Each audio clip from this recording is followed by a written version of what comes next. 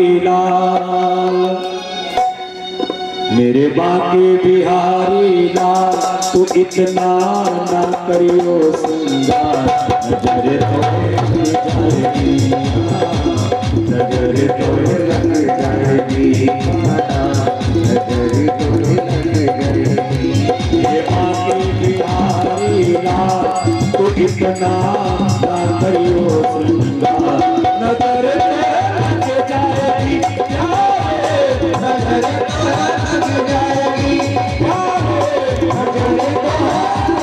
जाएगी,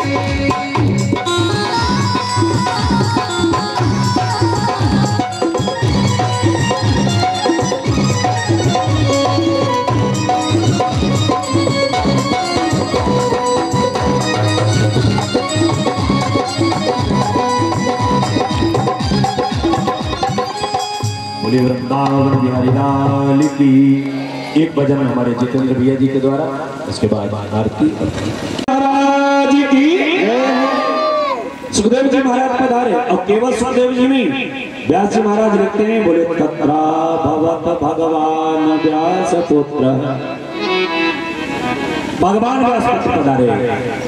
इतना से भी काम चल सकता था कि तत्रा भवत व्यास पुत्र, इससे भी काम चल सकता था, लेकिन भगवान व्यास पुत्र क्यों कहा है? क्योंकि भले सुखदेव जी पधारे हैं, लेकिन सुखदेव जी के रूप में साक्षात गोविंद ही आप पधारे हैं। क्योंकि परीक्षित के ऊपर जब माता के गर्भ में एक ब्राह्मण ने ब्रह्मास्त्र छोड़ा, तो महाराज जी अस्त्र लेकर के माता के गर्भ में परीक्षित की रक्षा करने पहुंचे, इसी परीक्षित के।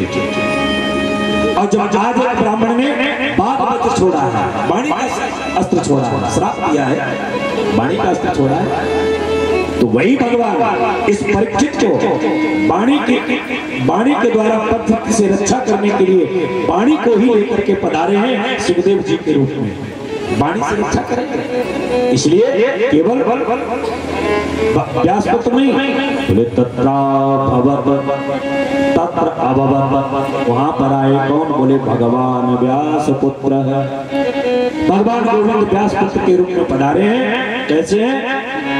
बोले अलक्ष लिंगो निजलाभ तुष्टा, ये सुखदेव जी का वैशिष्ट्य है, ये सुखदेव जी का विशेषण है। कैसे? बोले अलक्ष लिंगो, अलक्ष लिंगो मतलब स्त्री पुरुष भेद रहित, स्त्री पुरुष का ज्ञान ही नहीं, शरीर पर रोटी तक नहीं धारण, दिगंबर वेश, अलक्ष लिंगो निजलाभ तुष्ट। ऐसे सुखदेव जी महाराज पधारे, सब लोगों ने उठ करके प्रणाम किया, जितने बड़े बड़े देव संत बैठे हैं सबने उठ करके परीक्षित उस बालक को प्रणाम किया, बिठाया। यहाँ तक कि महाराज सुखदेव जी के पिता जो है व्यास जी महाराज ने भी उठ करके प्रणाम किया। परीक्षित ने पूछ दिया, महाराज एक बात बताओ, ये तो आपके पुत्र हैं, आपने पुत्र को प्रणाम क्यों किया? व्यास जी कहते हैं, परीक्षित 4 प्रकार के बड़े होते हैं, 4 प्रकार के बड़े होते हैं। कौन? एक आयु वृद्ध, एक बल वृद्ध, एक धन वृद्ध और एक ज्ञान वृद्ध। ब्राह्मणों में जो ज्ञानी होता है उसे बड़ा मानते हैं, ब्राह्मणों में ज्ञान में अगर बड़ा है तो इसे हम बड़ा मानेंगे, उसका सम्मान करेंगे। क्षत्रियों में बल में जो ज्यादा है, अधिक है, वो बड़ा माना जाता है, भाई बलवान राधे चक्रवर्ती बनता। वैश्यों में जो धन में बड़ा है, धनवान है, वो बड़ा माना जाता है। और चतुर्थ वर्ण के लोगों में जो उम्र में बड़ा है वो बड़ा माना जाता है। तो सुखदेव जी महाराज हमारे ज्ञान में बड़े हैं, इसलिए इनको प्रणाम करना पड़ा। तो राजा परीक्षित ने दौड़ करके दंडवत प्रणाम किया, और प्रणाम करने के बाद बिठाया आसन पे, और आसन पर बिठाने के बाद प्रश्न कर दिया, महाराज तत्कालीन मृत्यु होने वाले जीव का कर्म क्या है? जिसकी मृत्यु निकट आ गई हो उसे अपनी मुक्ति के लिए क्या करना चाहिए? समय कम हो और मृत्यु समीप में हो तो उसे क्या करना चाहिए? सुखदेव जी महाराज ने कहा, परीक्षित बैठने की देर नहीं और प्रश्नों की तुमने जड़ी लगा दी। परीक्षित ने कहा महाराज हम जानते हैं आप केवल इतनी देर तक रुकते हो जितनी देर गाय का दूध निकाला जाता है। एक जगह पर इतनी देर रुकते हो और दूध पी के चलते बनते हो। और अगर कहीं हमारा प्रश्न अधूरा रह गया और आप उठ करके चल दिए तो महाराज हमारा क्या होगा? इसलिए आप उठ करके चलें। इसलिए मैंने प्रश्न कर दिया, अब मुझे भरोसा है कि आप प्रश्न का उत्तर दिए बगैर यहाँ से नहीं जाओगे। राजा परीक्षित से सुखदेव जी कहते हैं जिसकी मृत्यु निकट आ गई हो उसका एक ही धर्म है, क्या? बोले श्री राम में सब जग जान। जिसकी मृत्यु निकट आ रही हो उसे जड़ चेतन जर्रे जर्रे में सीताराम का दर्शन करना चाहिए। कोई भी हो कैसा भी हो उसमें भगवान का ही दर्शन करें और भगवान का दर्शन करने से आप अपने आप आत्मा जो है परमात्मा में लीन हो जाएगी। सारे भेद बता देने चाहिए। महाराज बात को समझ में नहीं आई, ये मन मानता कहाँ है? यहाँ पर श्री व्यास जी महाराज प्रथम स्कंद को विराम देते हैं। अब द्वितीय स्कंद की कथा कल आप लोग 1 बजे से लेकर और जो भी 4 बजे का समय है उसमें श्रवण करेंगे। समय पूर्ण हुआ है। आइए 2 बार प्रभु का नाम, उसके बाद एक भजन बढ़िया हमारे जितेंद्र जी के द्वारा, उसके बाद आरती और प्रसाद होगा। बोलिए श्री रामचंद्र। तब परीक्षित ने बताया यत् फलं नास्ति तपसा न योगेन समाधिना तत्फलं लभते सम्यक कलौ के सब कीर्तना। महाराज जो फल त्रेता सती द्वापर में तपस्या करने से, भजन करने से, यज्ञ करने से मिलता था वो फल कलयुग कहता है हमारे अंदर ये विशेषता है। बैठे बैठे राम राम राम राम करते रहो और सुंदर परम पद को प्राप्त करो, ये विशेषता है। कलौ के सब कीर्तना।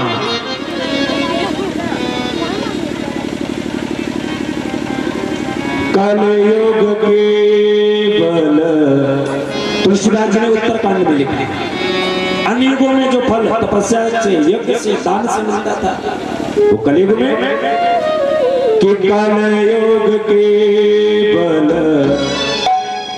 हरे गुण और डूबत नर पावई भगता। डूबत नर पावई भगता। कलयुग के बल हरि गुण कलयुग के बल हरि गुण डूबत नर पावई भगता।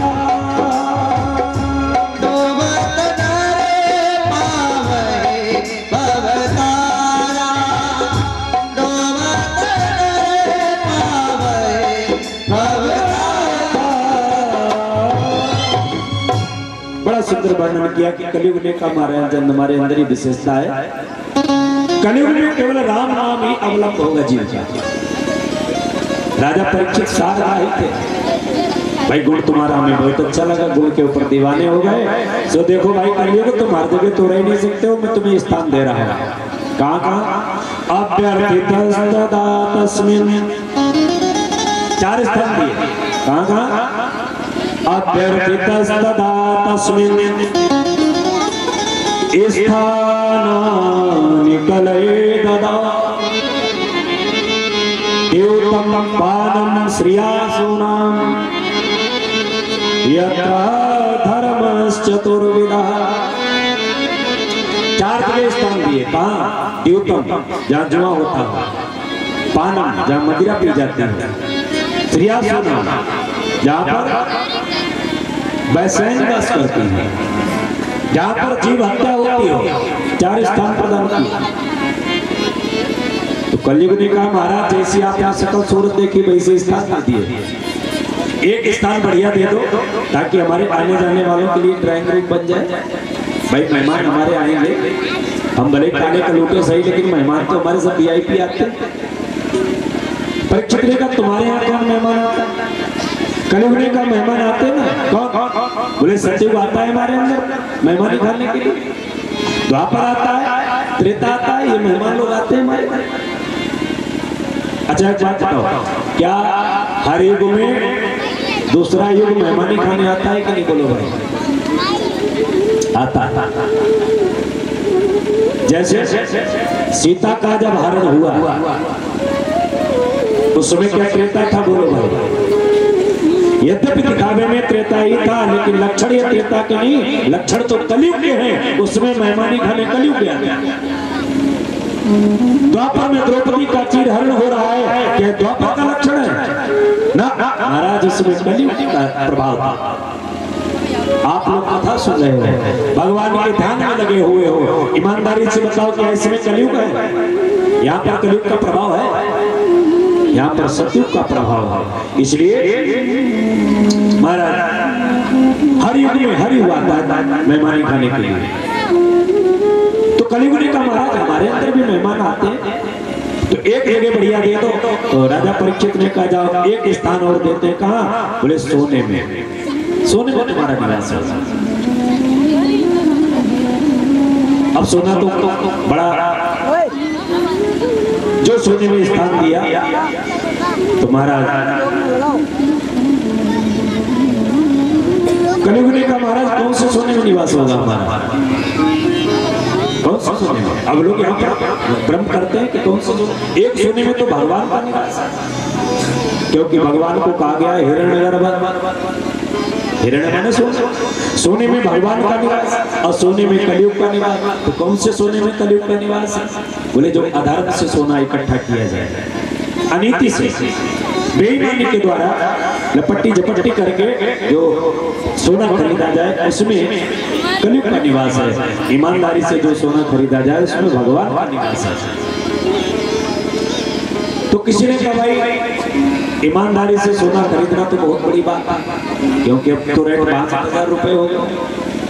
सोने का रेट 62,000 रुपए का 10 ग्राम मिलता है। तो महाराज जब तक 2 नंबर की कमाई नहीं करोगे तब तक सोना कैसे खरीद पाओगे?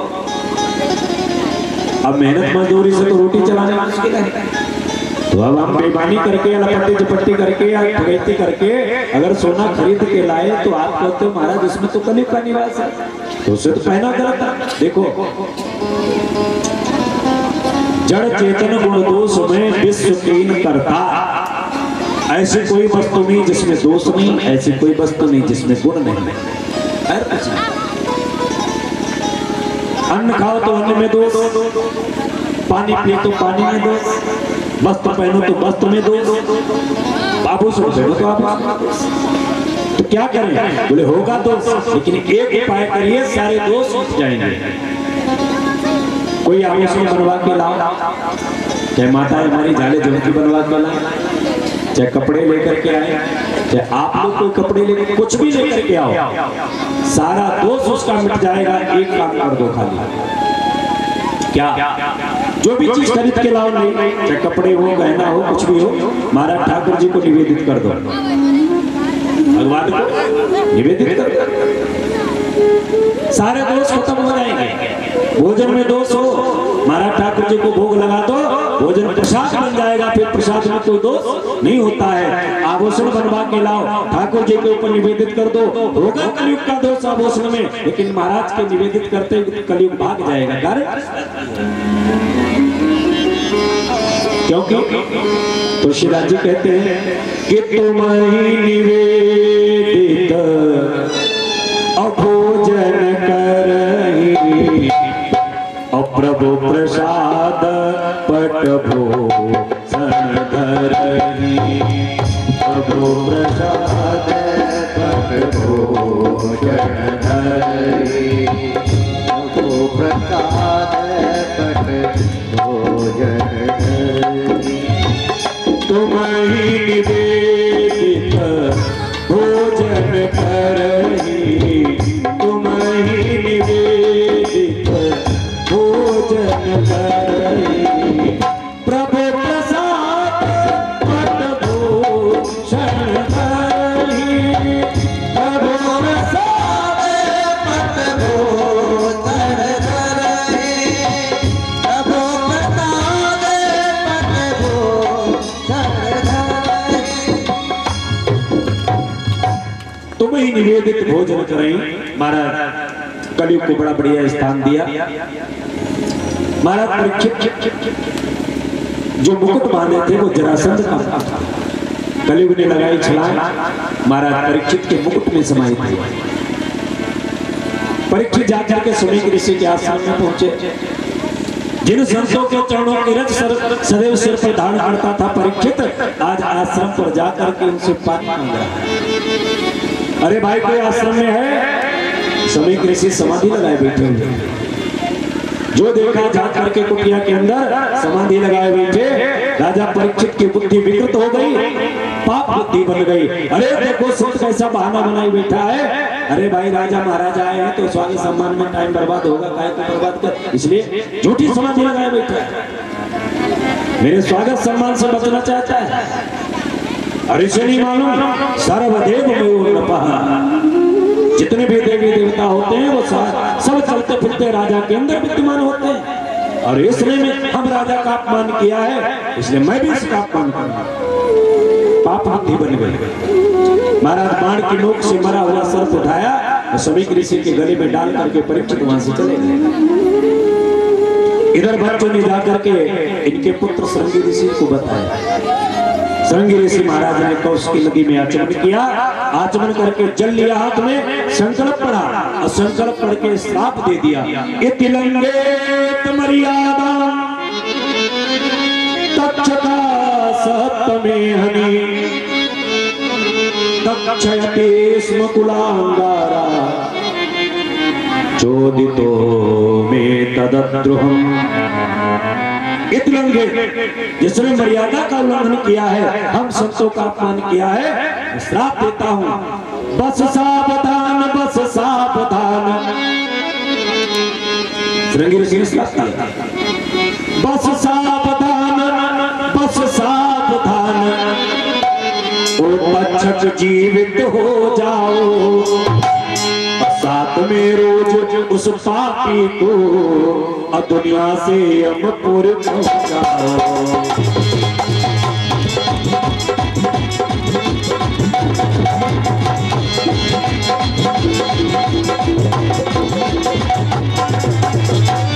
श्राप दे दिया। आज के 7 बजे तक्षक जीवित होकर के तुझे डस ले, ये मैं तुझे श्राप देता हूं। महाराज समीक ऋषि के आगे आकर के गले में सर्प बड़ा हुआ है, निकाल करके लग रहा। मुक्त कंठोरुरोधा, मुक्त कंठ रोने लगे समीक ऋषि जी। महाराज खड़े होकर के समीक ऋषि की समाधि खुली। बेटा क्या हुआ, क्यों रो रहे हो? देखो पिताजी, राजा परीक्षित को मजाक करने के लिए एक संत ही मिला। अरे उस नीच को सोचना चाहिए। संतों का प्रयास करने से, संतों का उपहास करने का परिणाम यदुवंशी भली भांति जानते हैं। संत से मजाक बहुत महंगा पड़ता है। यदुवंशी जीता जाता प्रमाण है। सब चतु पंचावशे सेना केवल 4-5 बचे थे, बाकी सब कट करके मर गए। ये संतों का उपहास करने का, संतों से मजाक करने का परिणाम। और फिर भी इस नीच परीक्षित ने आपसे मजाक किया, मरा हुआ गले में सर्प डाल दिया। बेटा एक बात बताओ, तुमने कुछ ऊट पटांग तो नहीं कहा? नहीं पिताजी, मैंने 7वें दिन मृत्यु का श्राप दे दिया। समीक ऋषि ने कहा, बेटा तुमने बहुत गलत काम किया। पृथ्वी को अब परीक्षित जैसा राजा मिलने वाला नहीं है, और उस राजा को तुमने श्राप दे दिया बगैर विचार। जाओ, मैं तुम्हें श्राप देता हूं, तुम्हारे मस्तक पर 2 सींग निकल आएंगे। बिना विचारे जे करई ते पाछे पछता। बगैर विचारे कोई कार्य करना नहीं चाहिए। सहसा विदित ना क्रिया, बगैर विचारे कोई काम मत करो। एक बार बगैर विचारे काम हो गया। एक मास्टर साहब थे, उन्होंने एक पैजामा सिलवाया कहीं मार्केट में, पलिया हरिपाल पर पैजामा सिलवाया।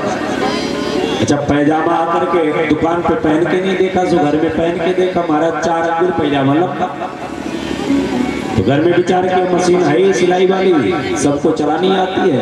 अब कहाँ हरिपाल पर जाएंगे, यहाँ से 6-7 किलोमीटर होगा हरिपाल पर, कहाँ जाएंगे दौड़ करके? घर में करके सी जाएगा। तो सबसे पहले अपने मैया से कहा, बूढ़ी वाली माता जी थी, सर्दी का मौसम, माता जी से कहा मैया ये हमारा पैजामा 4 अंगुल काटना है, पलट के सिल दो। मैया ने कहा देखो बेटा सर्दी का मौसम है, हाथ पांव चल नहीं रहे और धूप निकलेगी तो काट के पलट दूंगी, आप रोटी पे टांग दो। चार कहने की बात तो अपनी पत्नी से कहा अजी मास्टरनी सुनती हो, ये पैजामा 4 अंगुल काट के सिलना है, इसे काट दो। मास्टर ने कहा देखो भी आपके लिए भी भोजन बनाना है, बच्चों के लिए भी भोजन तैयार करना है, स्कूल भेजना है, आप रोटी पे टांग दो, काम निपटते ही पहले तुम्हारा पैजामा कटेगा। उन्होंने भी नहीं काटा, बेचारे के इनके पास भी टाइम नहीं। महाराज बीए में पढ़ रही लड़की से कहा बेटा तुम्हारे पास टाइम है, तुम पैजामा काट दो। लड़के ने कहा पिताजी कॉलेज के लिए देर हो रही है, लौट कर आऊंगी, सबसे पहले तुम्हारा पैजामा काटो। 3 लोगों से कहा पैजामा किसी ने नहीं काटा। मास्टर साहब ने खूटी पे पैजामा टांग दिया, कुछ चले गए। अब सर्दी छुट्टी, बूढ़ी बाड़ी माता जी ने हाथ पांव फड़फड़ाए, तो गर्मी आई शरीर में, तो विचार किया चाय बाद में पीऊंगी, खाना बाद में खाऊंगी, पहले बेटे का पैजामा काटे। तो खूटी से उतारा पैजामा, काट करके सिल के पलट करके वही टांग दिया। अब भोजन पानी से निवृत्त होकर के श्रीमती जी ने विचार किया एक ही धर्म एक व्रत नेमा, काय वचन मन पति पद प्रेम, सारे काम बंद हो जाए लेकिन पति का काम पहले होना चाहिए। तो बच्चों को स्कूल भेजने के बाद सबसे पहले पैजामे उतारा, नापा जोखा कुछ नहीं, 4 अंगुल पलट के काट करके सिल के वही टांग दिया। अब 4 बजे बिटिया आई, बिटिया ने विचार किया चाय बाद में पी लेंगे, नाश्ता बाद में कर लेंगे, पहले पापा का पैजामा उतारा। महाराज देखा नापा उसने भी नहीं, 4 अंगुल उसने भी काटा, पलट के सिल के टांग दिया वहीं पर। अब शाम को आए मास्टर साहब विचार किया 3 लोगों से कह करके गए थे, किसी ने तो पार्टी दिया। महाराज जो खूटी से उतारा पैजामा डाले पैरों से, अब न तो पैजामा न अंडरवियर घुटना बन के तैयार हो गया सियावर रामचंद्र। बिना विचारे जो करें सो पाछे बगैर विचारे कोई कार्य नहीं करना चाहिए। बेटा तुमने बगैर विचारे श्राप दिया है, जाओ मैं तुम्हें श्राप देता हूँ, तुम्हारे मस्तक पर 2 सींग निकल आएंगे। पिताजी उद्धार कैसे होगा?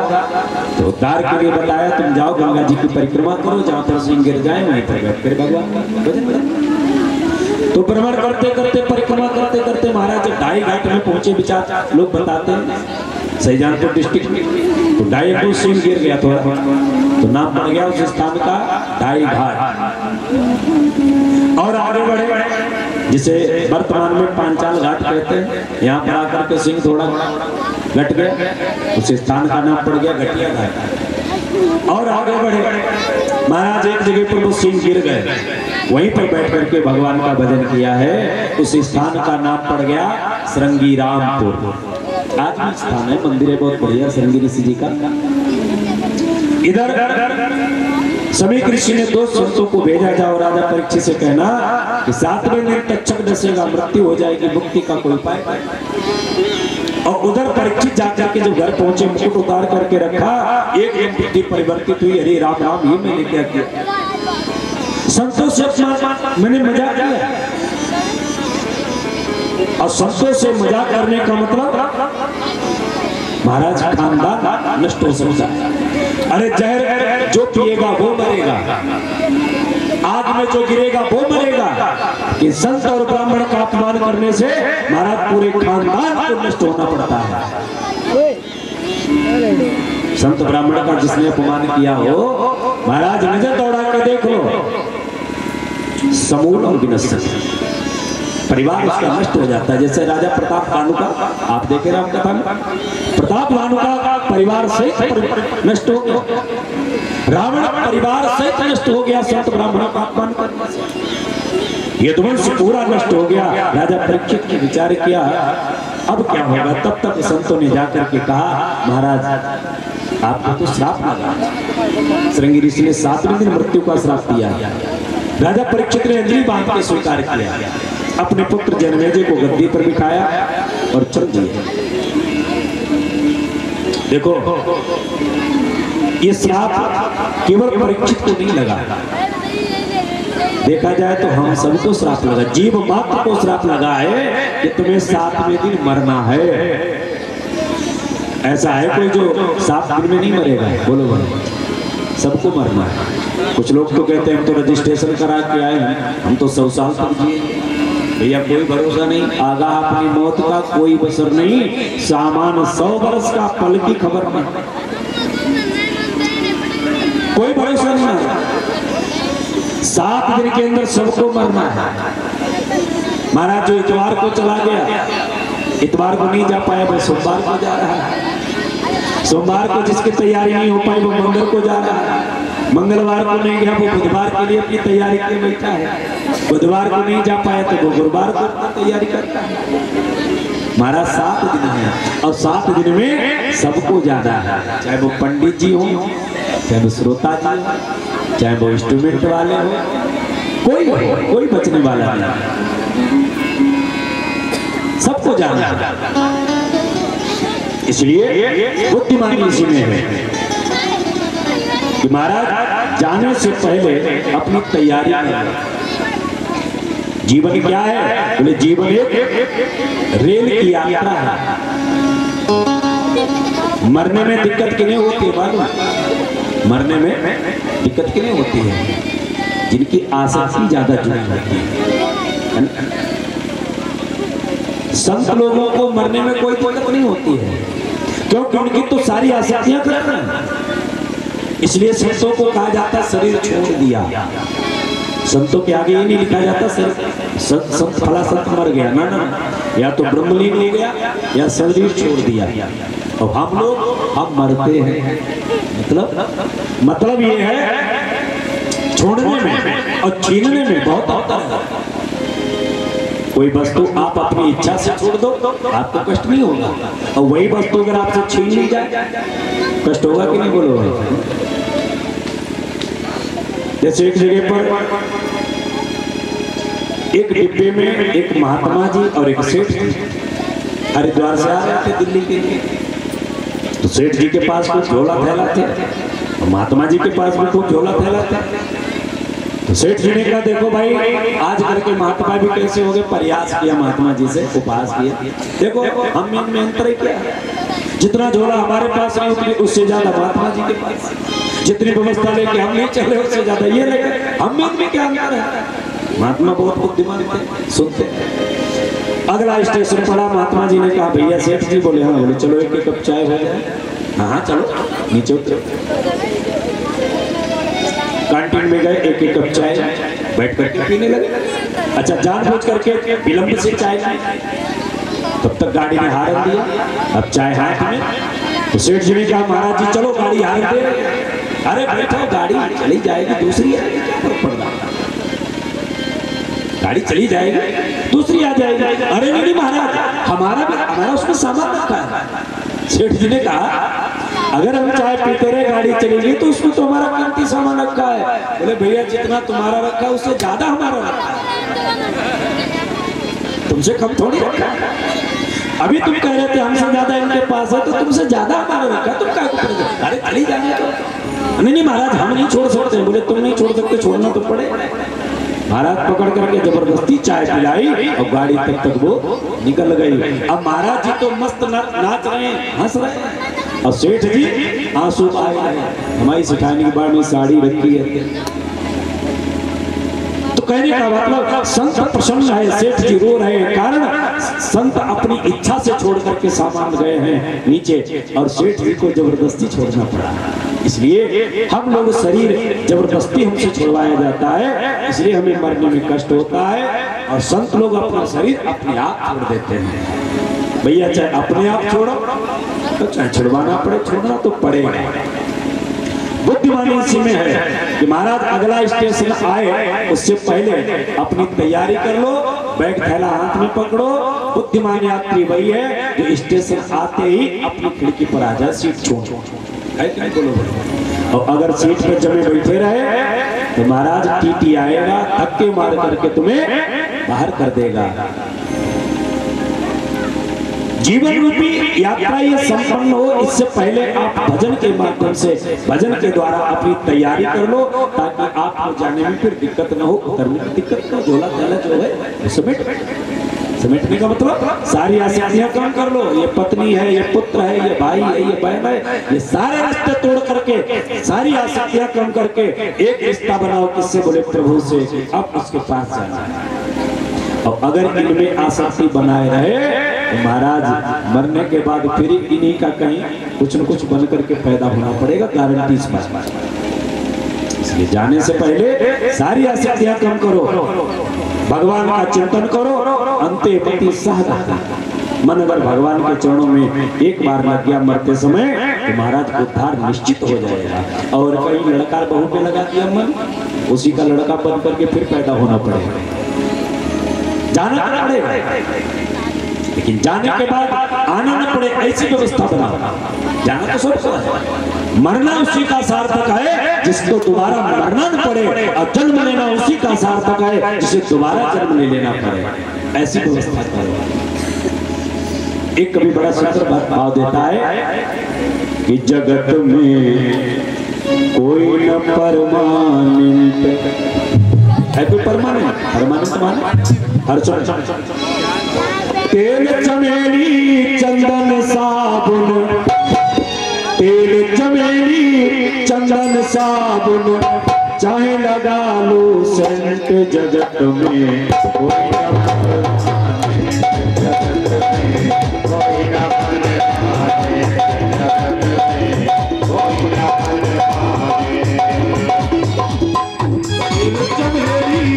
चंदन साबुन, तेरे चमेली चंदन साबुन चाहे लगा लो सेंट, जगत में कोई न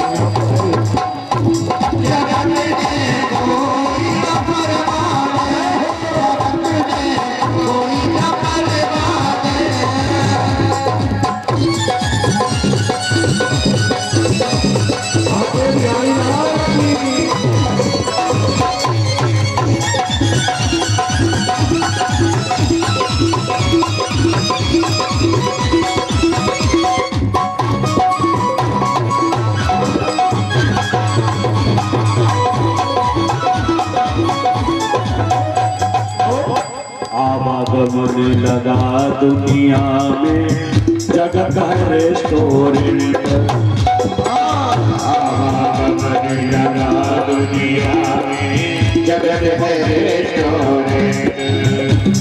रेस्टोरेंट माने किराए का कमरा। हम लोग किराए का कमरा लेते हैं, वो हमारे लिए है, हमारा नहीं है।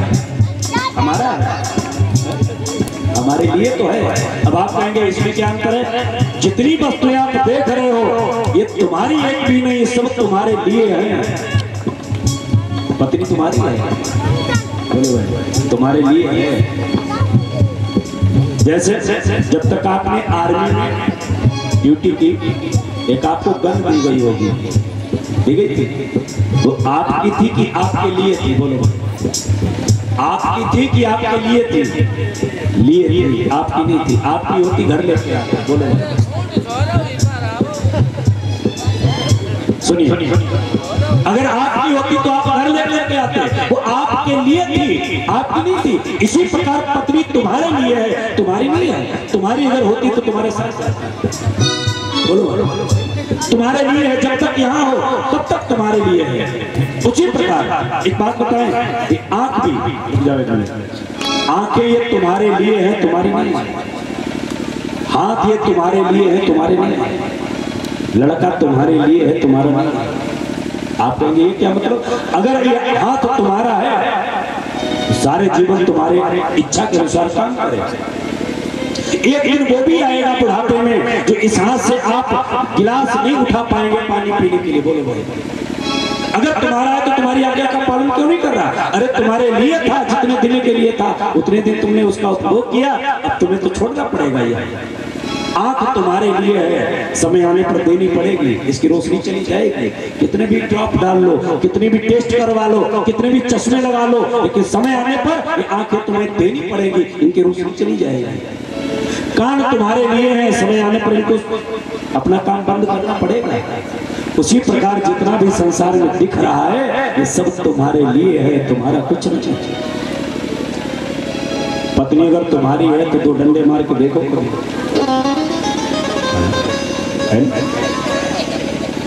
तो संसार में जो दिख रहा है ये सब तुम्हारे लिए है, तुम्हारा कुछ नहीं। यहाँ तक कि तुम्हारा तो शरीर भी नहीं है। इसलिए आवागम में लगा दुनिया में जगत है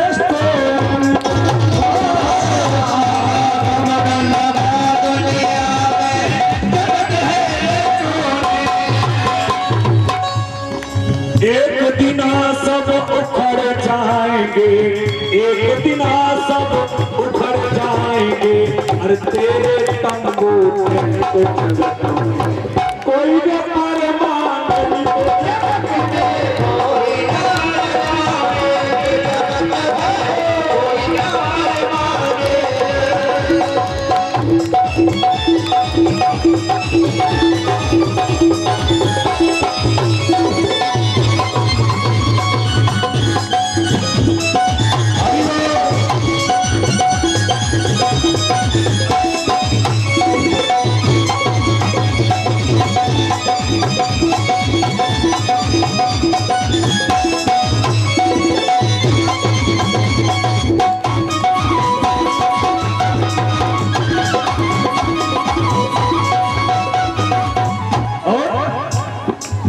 हरिद्वार और मथुरा काशी गोमो दिल्ली कैंट कहीं भी कोई जरूरी नहीं कि पंडाल में बैठ करके ही आप भगवान का नाम लो। जिस देश में जिस देश में जिस देश में जिस देश में परिवेश में रहो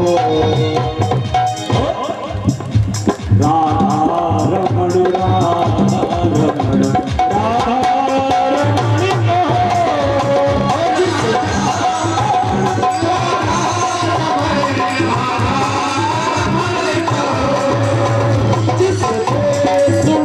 जिस देश में परिवेश में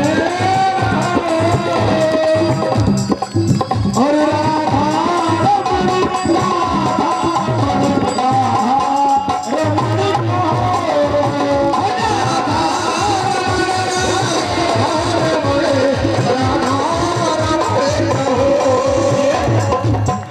हरिद्वार और मथुरा काशी घूमो दिल्ली कैंट।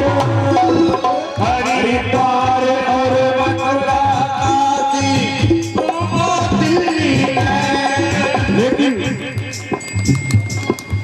नाम प्रभु का मन में रखो, नाम प्रभु का मन में रखो। धोती पहनो चाहे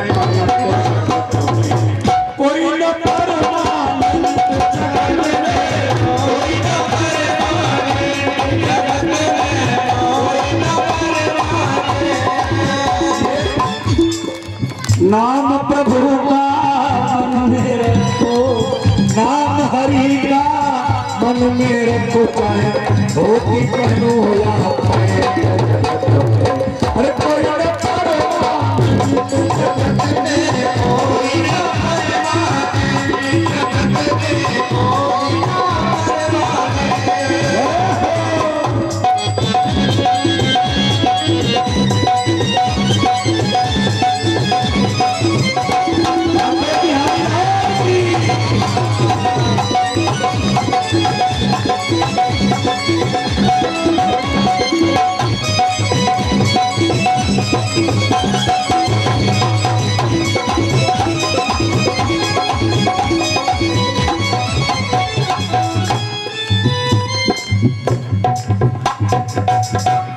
संसार से जाना तो पड़ेगा, अंतर इतना होगा।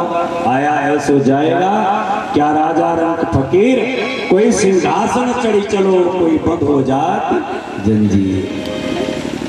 किसी को लेने के लिए काले काले दूत आएंगे, जंजीरों से बांध करके पीट करके ले जाएंगे, और किसी के लिए बड़ी अभिमान आएगा। ये कर्म के ऊपर निश्चित है। ऐसा आप जानना चाहो तो परीक्षित ने अंजलि बांध करके श्राप स्वीकार किया। महाराज बहुत अच्छा हुआ जो संत ने मुझे प्रायश्चित करने का अवसर दिया। अपने पुत्र जन्मेजय को गद्दी पर बिठा दिया और हस्तिनापुर का त्याग कर दिया। राजसी पोशाकों को उतार दिया, मुकुट उतार दिया, जटाओं को खोल लिया, बात खड़े हुए दिल्ली से भागा हुआ राजा और कहा मुजफ्फरनगर में पहुंच गया। आज भी वो स्थान जिसे सुकताल के नाम से जानते हैं, सुकताल मुजफ्फरनगर डिस्ट्रिक्ट में है। ये सौभाग्य नहीं मिला हमें मुजफ्फर सुकताल पे कथा करने का, क्योंकि बड़े बड़े विद्वान, अच्छे विद्वान वहाँ पर जाते हैं कथा करने के लिए। हम तो अभी बहुत छोटे हैं, सीख रहे हैं कथा। हाँ, पड़ोस में मुजफ्फरनगर डिस्ट्रिक्ट में पड़ोस में थोड़ा लगभग 20 किलोमीटर पहले कस्बा पड़ता है खतौली। खतौली का कस्बा पड़ता है, खतौली में तो कथा हम करी आए, वही पड़ोस में वहाँ तो कथाएं करी आए, ये कथाएं की हमने।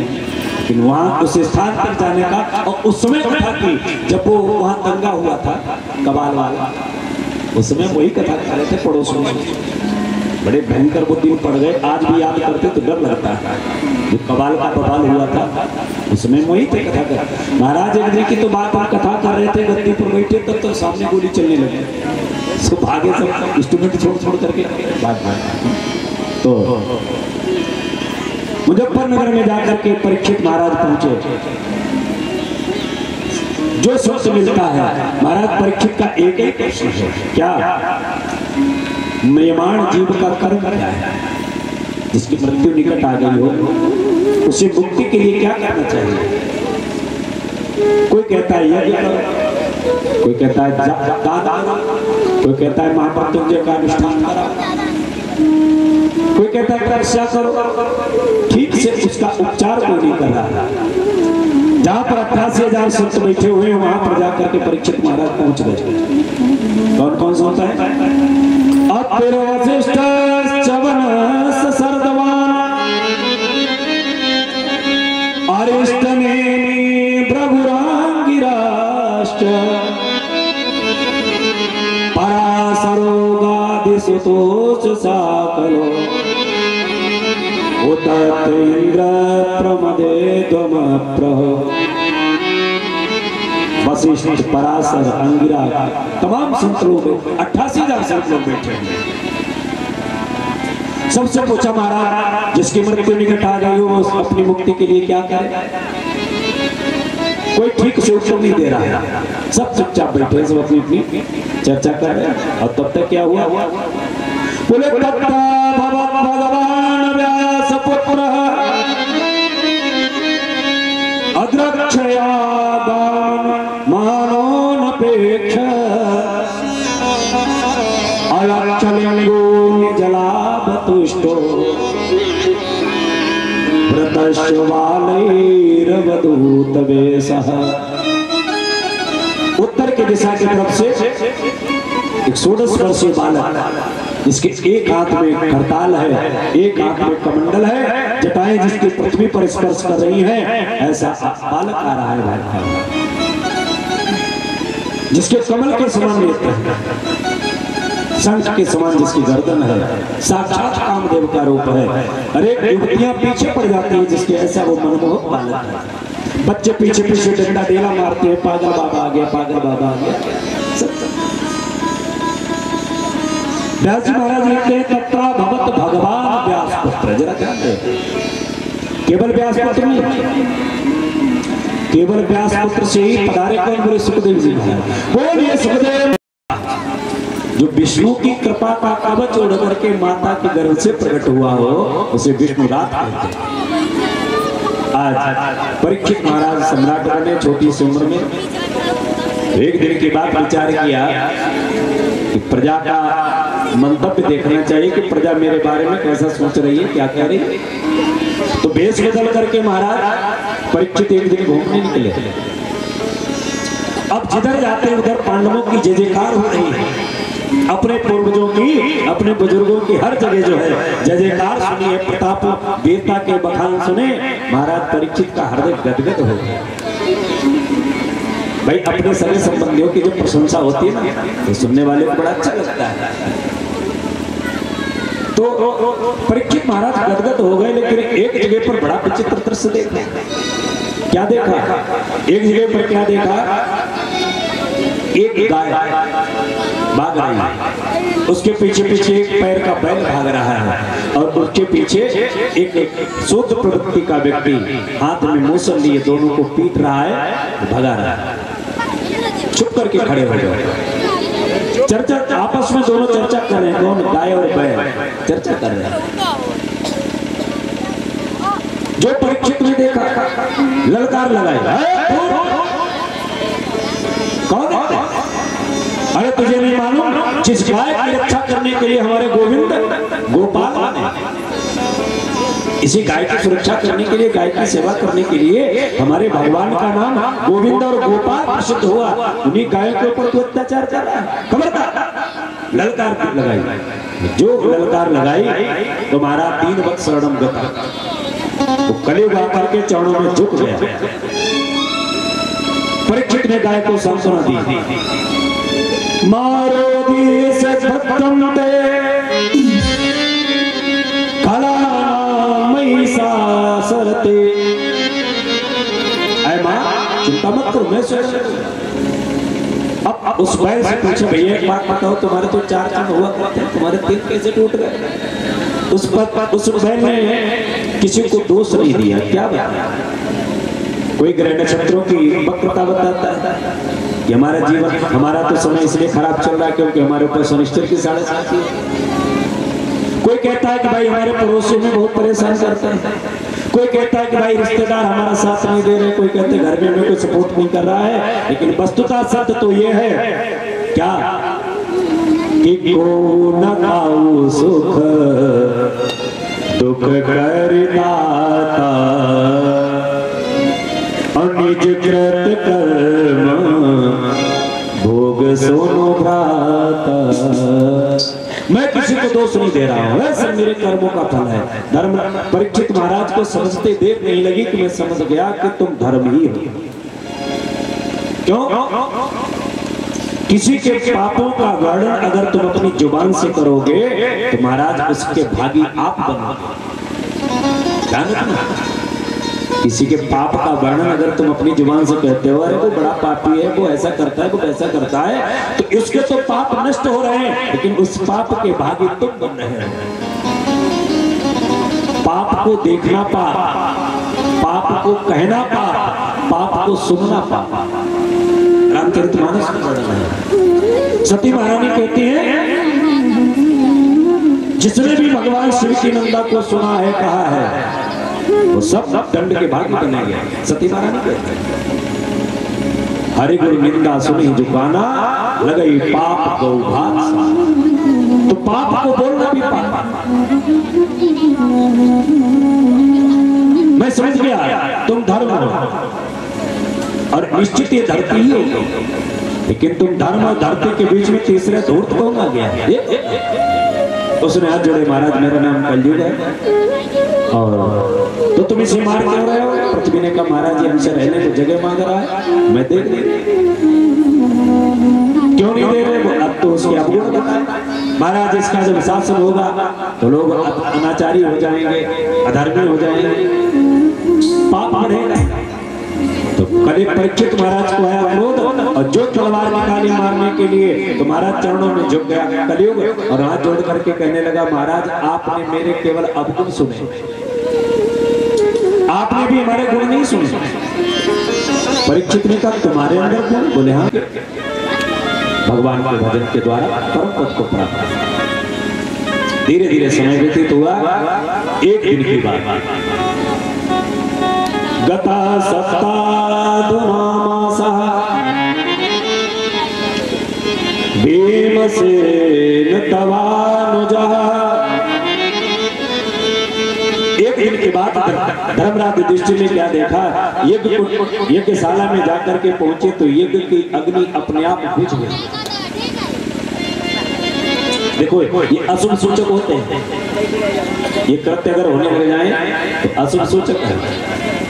यज्ञशाला में पहुंचे तो क्या देखा, यज्ञ की अग्नि अपने आप शांत हो गई।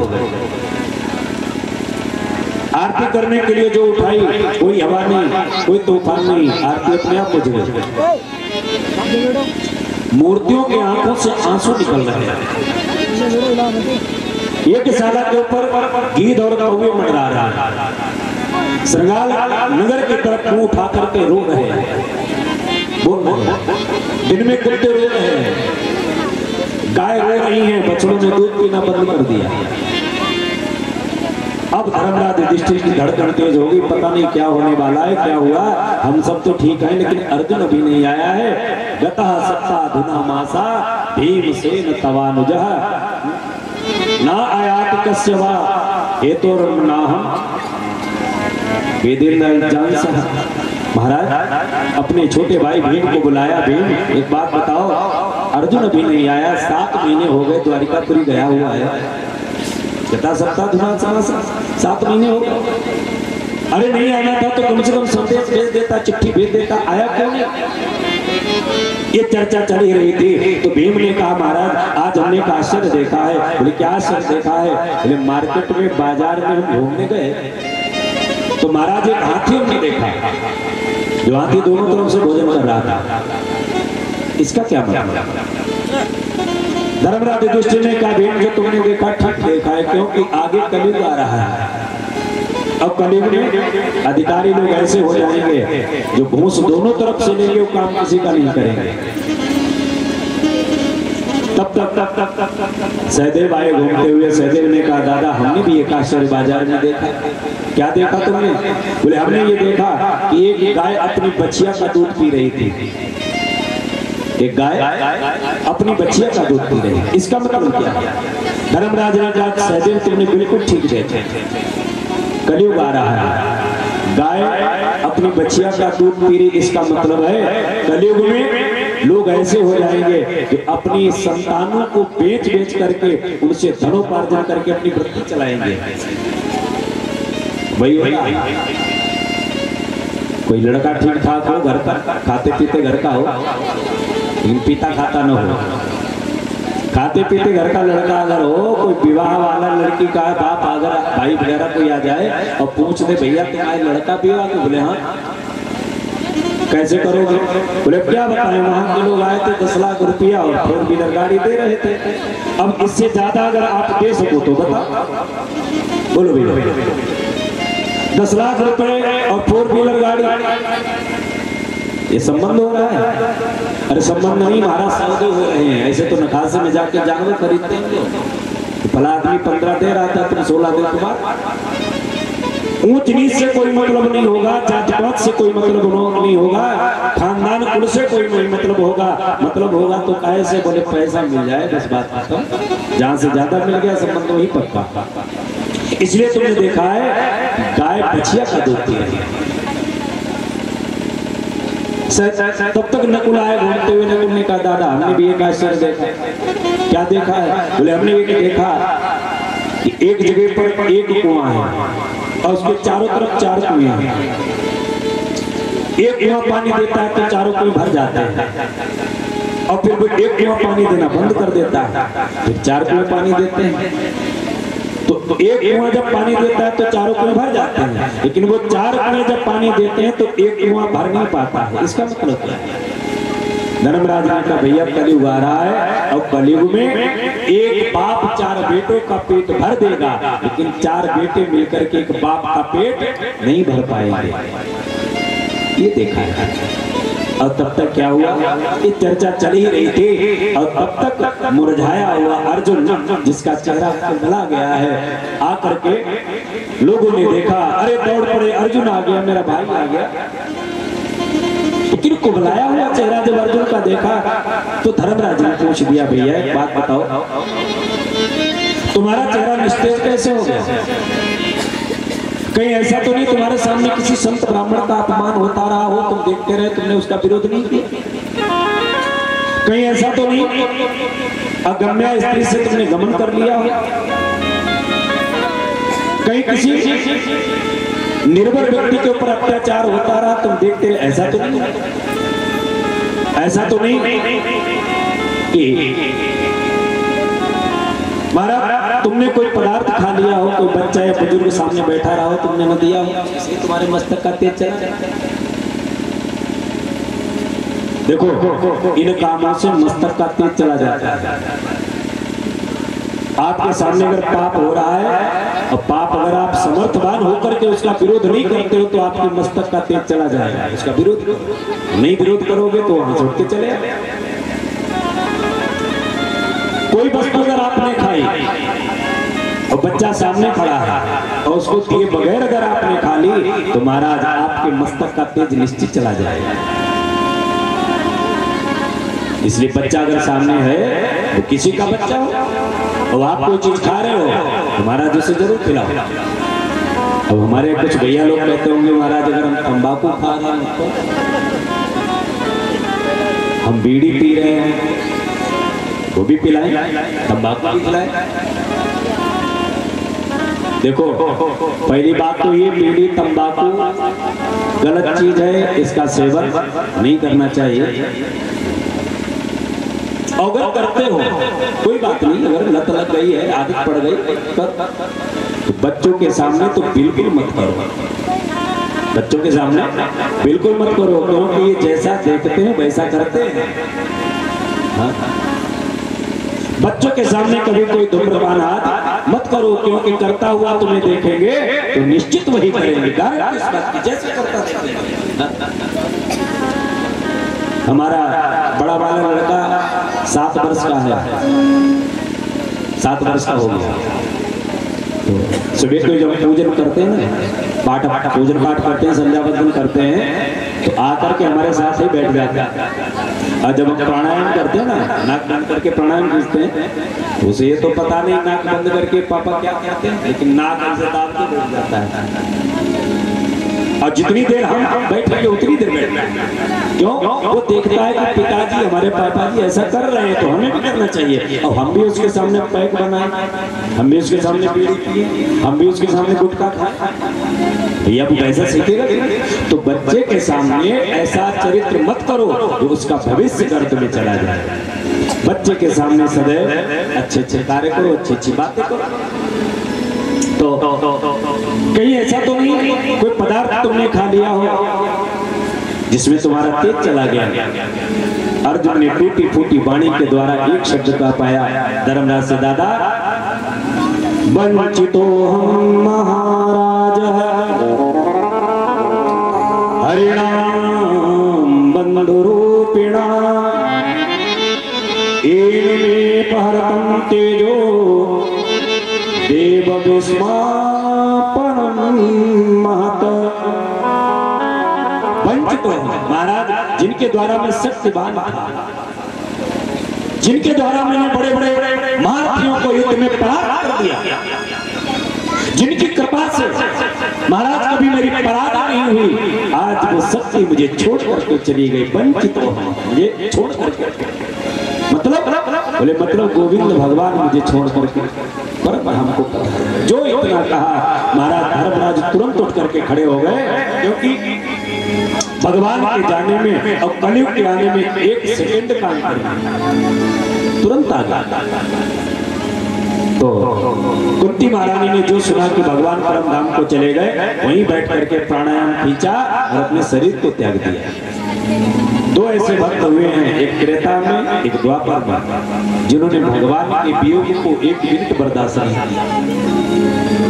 द्वापर में कुंती महारानी ने तुरंत शरीर त्याग दिया और त्रेता युग में दशरथ जी महाराज जो सुमंत ने आकर के बताया, महाराज मेरे देखते देखते राम और लक्ष्मण और जानकी तीनों लोग गंगा के पार हो गए, मैं देखता या कुछ नहीं कर पाया, लौट करके नहीं आए।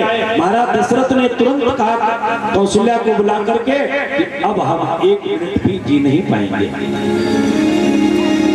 ताप संग श्राप सुधी आई, कौशल्य ही सब कथा सुनाई। आज वो श्राप सिद्ध हो रहा है जो मुझे अंधे ने दिया था, इसलिए आज पुत्र के वियोग में मुझे भी मरना पड़ रहा है। राम राम कहे राम कहे,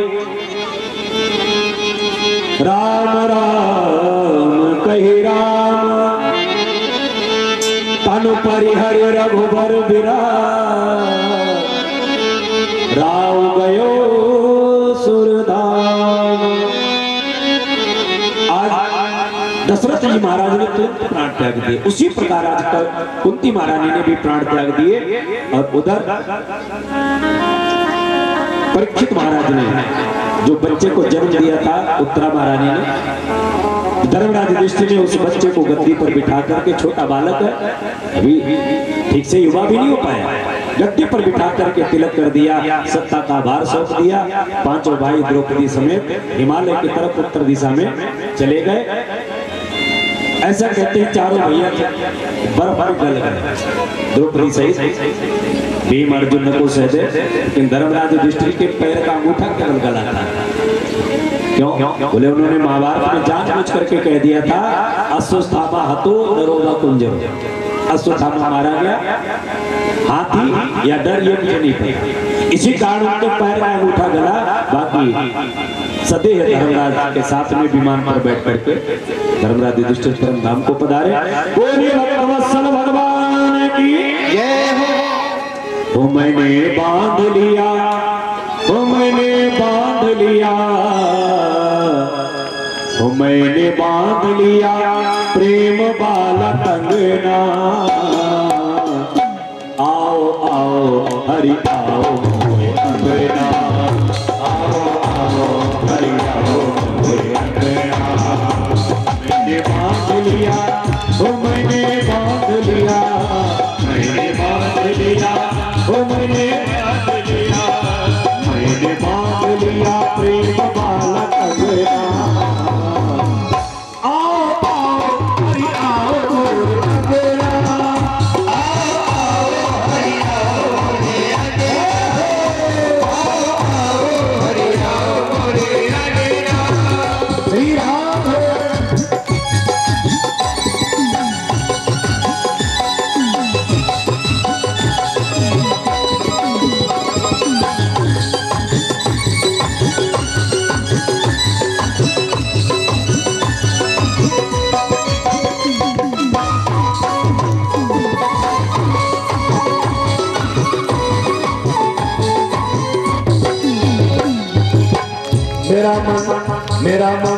मेरा मन पापी पाप करना तो छोड़ दे, मेरा मन पापी पाप करना तो छोड़ दे।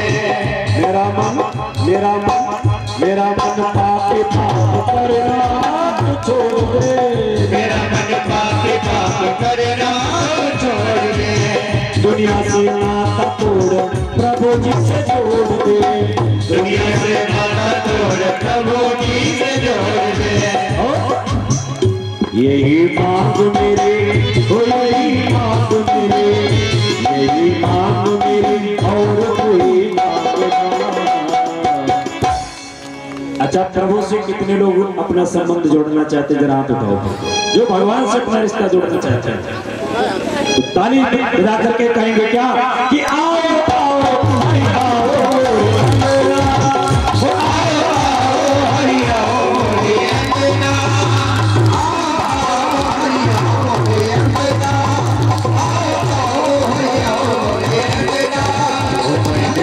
दिया तुमने मांग दिया, मैंने मांग दिया प्रेम बाला कंगना। आओ आओ हरि आओ अंगना, आओ आओ हरि आओ अंगना, आओ आओ हरि आओ अंगना, आओ आओ हरि आओ अंगना, आओ आओ हरि आओ अंगना।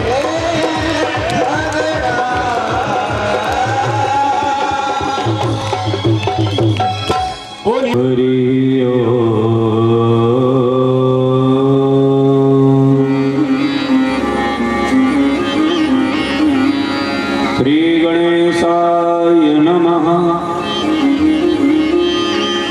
लक्ष्मी नारायणाभ्यां नमः। उमा महेश्वराभ्यां नमः। श्री गुरुचरण कमलेभ्यो नमः। ग्रामदेव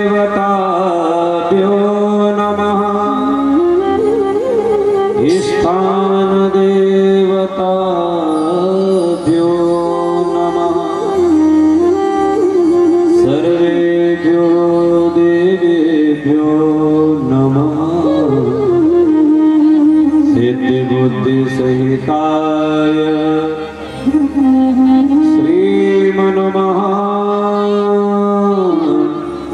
गणाधिपतये नमः।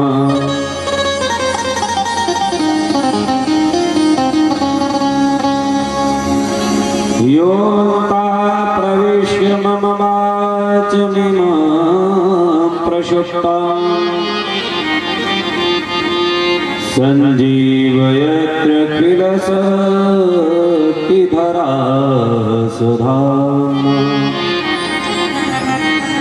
अन्यान्यहस्तचरणश्रवणत्वगादीन् प्राणान् नमो भगवते पुरुषाय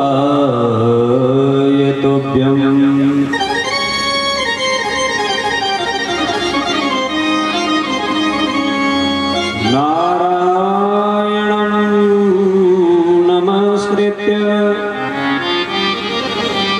नरं चैव नरोत्तमम्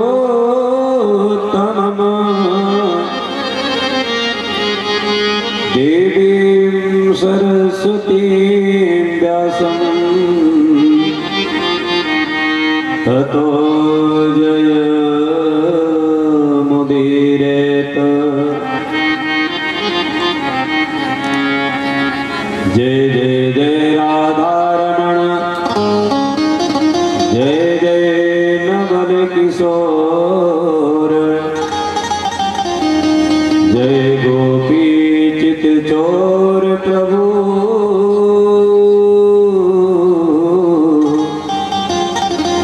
जय जय माखन चोर।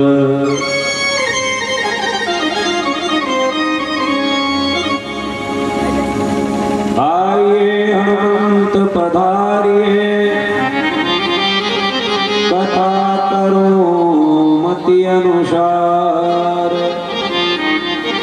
प्रेम सहित गति धरो विराजिए पवन कुमार।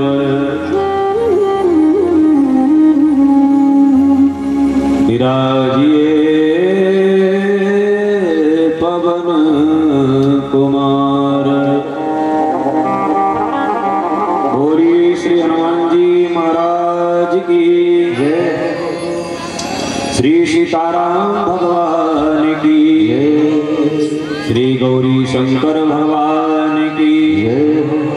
श्री राधा कृष्ण भगवान की श्री अयोध्या धाम की श्री मथुरा धाम की श्री वृंदावन धाम की श्री हरिद्वार धाम की जय जय श्री राधे।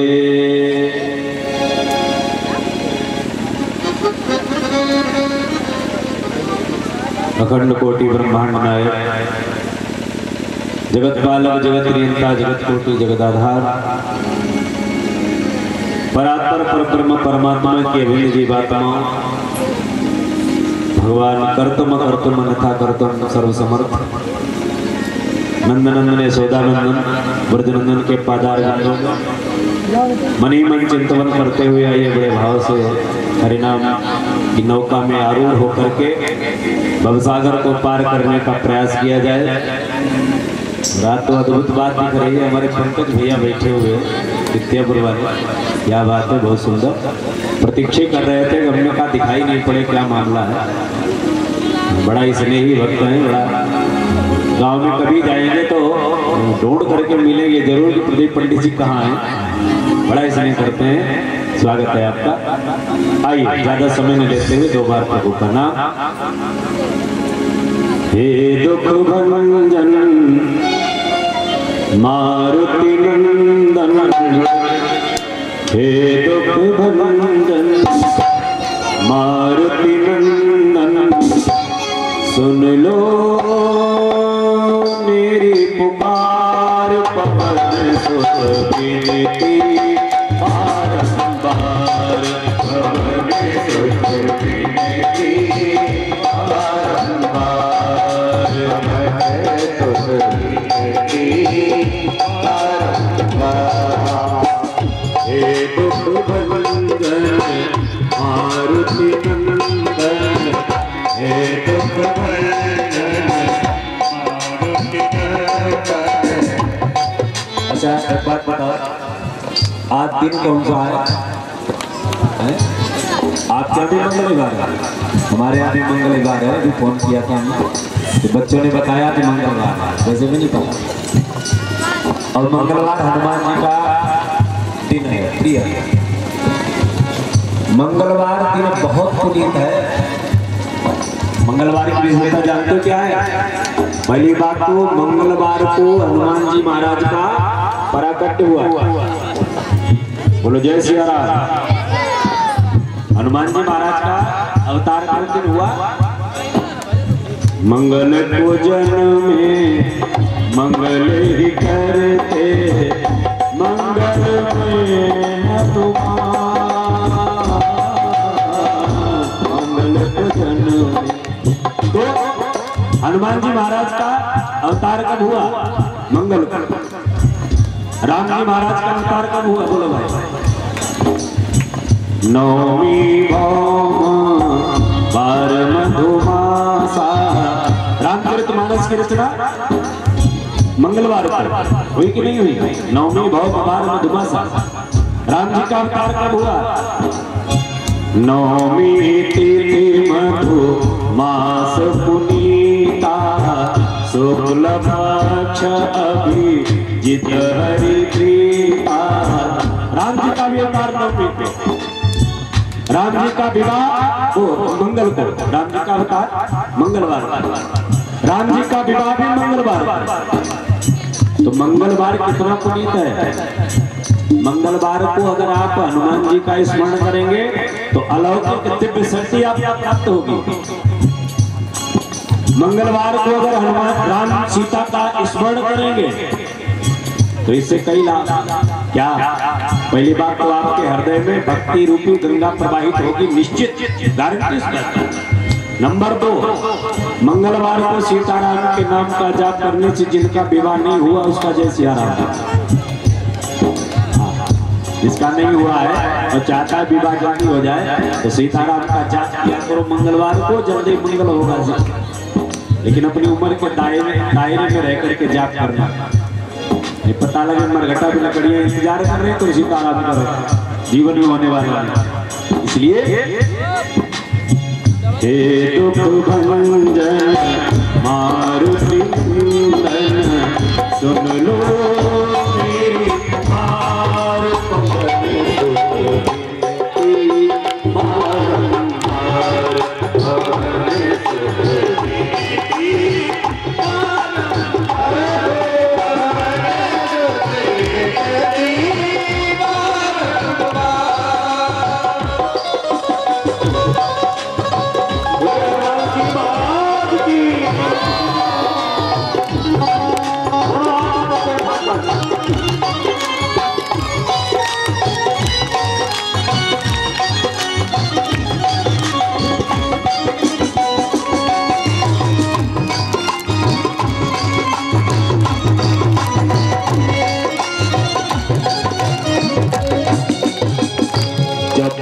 निरंतर नाम तुम्हारा, जपो निरंतर नाम तुम्हारा, अब नहीं छोड़ो तेरा द्वारा, अब नहीं छोड़ो तेरा द्वारा। राम भक्त मोहे शरण मिली गए, राम भक्त मोहे शरण मिली गए, कर लो अब से पार, पवन सुत विनती बारंबार।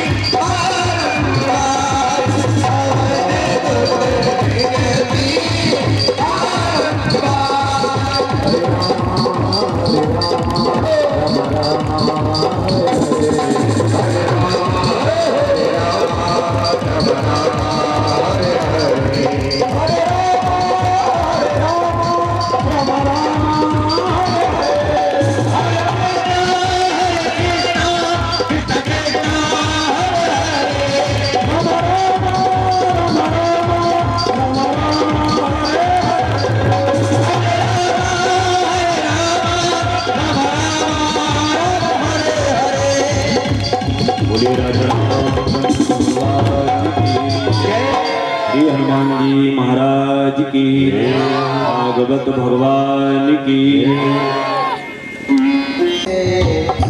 मुझको लगा मेरे हम हैं बुरे अवले, हमको लगा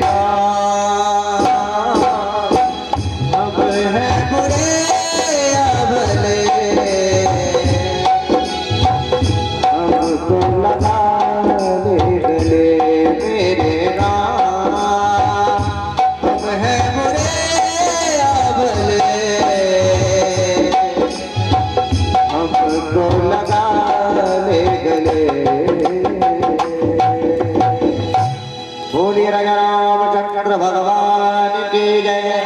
बोली श्रीमद् भागवत महापुराण की जय। बोली व्यास जी भगवान की जय। नारायण।